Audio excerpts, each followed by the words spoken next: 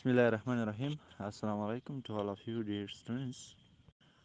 Today we have a good topic about the fox and the woodcutter. Let's start the topic. Some hunters were chasing a fox. The fox saw a woodcutter and asked him for help.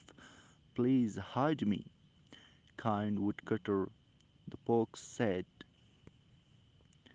The woodcutter told the fox to go into his house. Soon the hunters came. They asked the woodcutter, "Did you see a fox?" The woodcutter said, "No," but pointed to his house. The hunters didn't know why the woodcutter pointed, and they went away. After a while, the fox came out of the house. The fox didn't say thank you.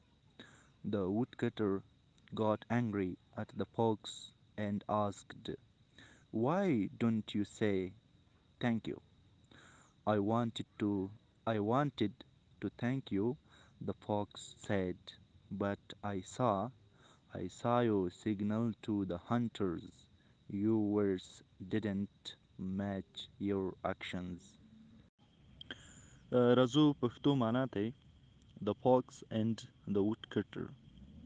ګیدړه او لرګی پرې کوونکی. Some hunters were chasing a fox. بعضی ښکاریانو یوه ګیدړه څنګه کوله؟ تعقیبوله. The fox saw a woodcutter and asked him for help. ګیدړې یو لرګی پرې کوونکی ولیدو and asked him for help او له هغه څخه یې پوښتنه وکړه او غوښتنه یې وکړه د کومک لپاره. Please hide me. مهرباني وکړه ما پټه کړه. Kind woodcutter. مهربانه لرګی پرې کوونکې. The fox said. دغه ګیدړې وویل. The woodcutter told the fox to go into his house. لرګي پرې کوونکي ګیدړې ته وویل چې هغه زما کور ته دننه لاړه شه. Soon ډېر ژر the hunters came. دغه ښکاریان راغلل. They asked دوی پوښتنه وکړه د woodcutter دغه لرګي پرې کوونکي څخه Did you see a fox? آیا تا یوه ګیدړه ونه لیده؟ The woodcutter said دغه لرګي پرې کوونکي وویل No نه but pointed to his house خو خپل کور ته اشاره کوله. The hunters didn't know why the woodcutter pointed and they went away. دغه ښکاریان نه پوهېدل چې ولې دی هغه کور ته اشاره کوي and they went away او دوی لرې لاړل په خپله مخه.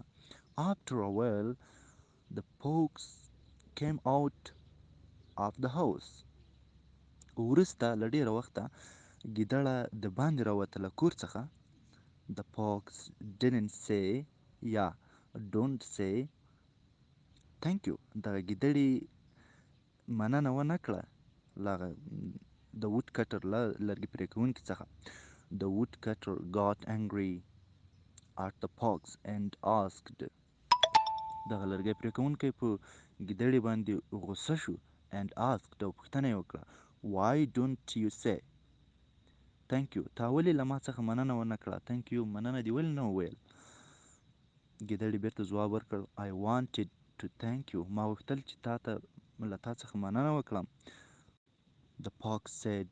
ګیدړې وویل But I saw خو ما ولیدل you signal to the hunters چې تا اشاره کوله ښکاریانو ته زما په طرف یعنې زما په اړه دې معلومات ورکول. Your words didn't match your actions. ستا دا خبرې ستا له عمل سره نه ښایي. مورال هدف څه شی ده؟ You should act and speak the same kindly. وایي لکه څنګه چې تاسو خبرې ویناوې کوئ هماغه شانته باید ستاسو عمل هم وي. یعنې اوس د لرګی پرې کوونکی چې ولو ګیدړه یې په خپل کور کې پټه کړه خو په عمل کې ښکاریانو ته اشاره کوله چې همغه په کور کې ده. یعنې کوم څه چې په زړه کې و هغه یې په خوله باندې نه و په عمل کې ونه ښودل. نو دا و د نن ورځې ټاپک. خدای دې وکړي چې تاسو یو څه ترې زده کړئ. په تېره اونۍ کې سوري د دې اونۍ ټاپک مونږ نه و ویلی، نو دا نن ورځ ما تاسو ته ټاپک اپلوډ کړو. انشاءالله درس به هم وایو. نو په خدای سپارم، ښه وخت، ښې چارې.